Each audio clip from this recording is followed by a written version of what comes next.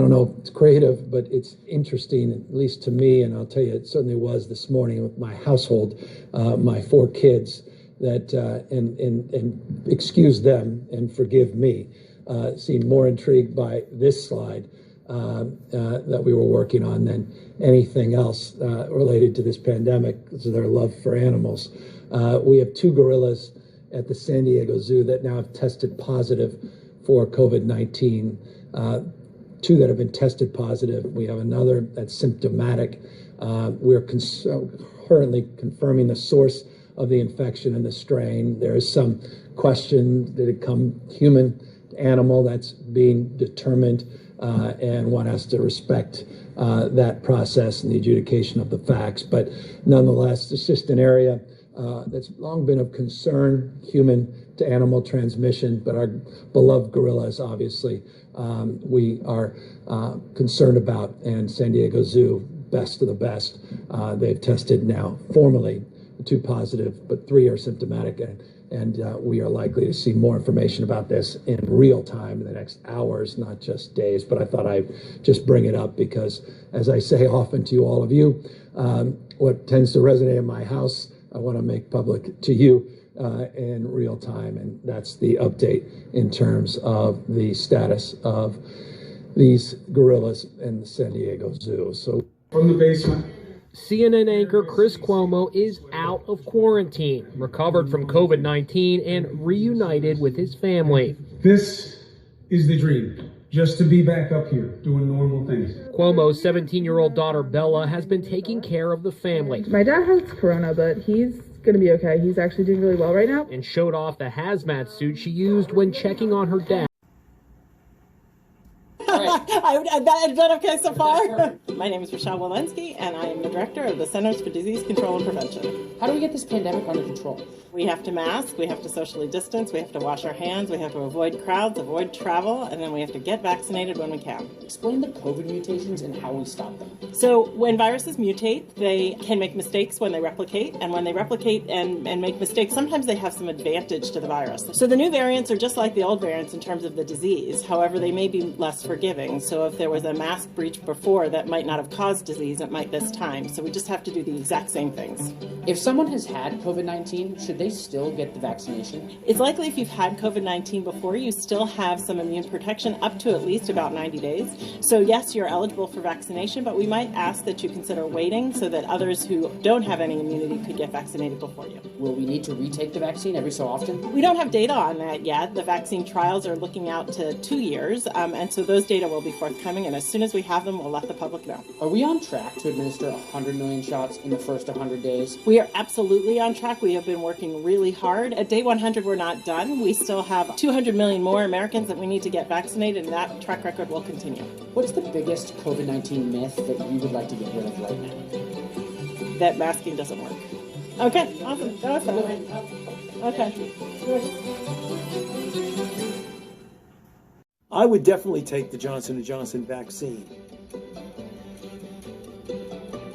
My name is Dr. Anthony Fauci, and I'm the director of the National Institute of Allergy and Infectious Diseases and the chief medical advisor to President Biden, and I'm going to answer questions about the Johnson & Johnson vaccine. This is a vaccine that works, and it only requires 1 dose. The Johnson & Johnson vaccine uses a particular, what we call, vaccine platform, and you inject it into the body sees that protein, makes it a good immune response against the entire virus. The COVID vaccine doesn't give you COVID because it's not the virus. It's just one protein from the virus that induces your body to make a good response against the whole virus. Well, it's not. Tested in the United States, it's 72% effective in preventing you from getting moderate to severe disease, but virtually 100% protective against hospitalizations and death, as proven by this trial that was done.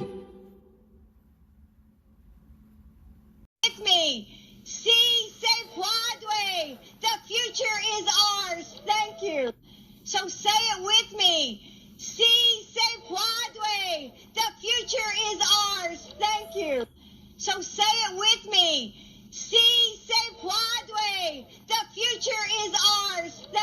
something.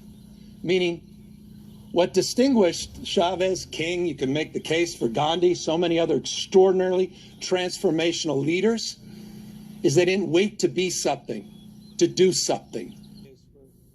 Governor Newsom went on to compare Chavez to President Biden, saying both leaders are someone that embodies the spirit of California.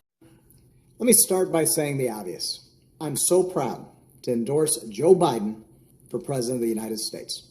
Choosing Joe to be my vice president was one of the best decisions I ever made, and he became a close friend. And I believe Joe has all the qualities we need in a president right now. He's someone whose own life has taught him how to persevere, how to bounce back when you've been knocked down. That's Joe. Through all his trials, he's never once forgotten the values or the moral fiber that his parents passed on to him and that made him who he is. That's what steels his faith in God, in America, and in all of us. That steel made him an incredible partner when I needed one the most. Because Joe gets stuff done. And I know he'll surround himself with good people. Experts, scientists, military officials who actually know how to run the government and care about doing a good job running the government. Hey, Mom. Hey.